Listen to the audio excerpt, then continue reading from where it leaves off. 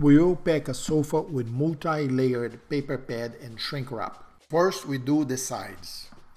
Tape is used to keep the paper pad in place and ready to be shrink wrapped. We double pad to ensure more protection. Next, we cover the front and then the back.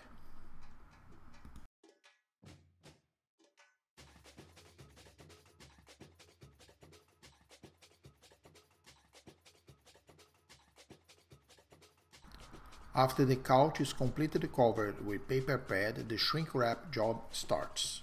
The whole sofa is wrapped, including the bottom.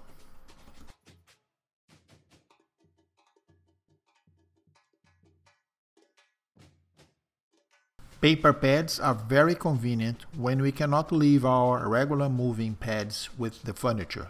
For example, when the furniture will be stored or shipped.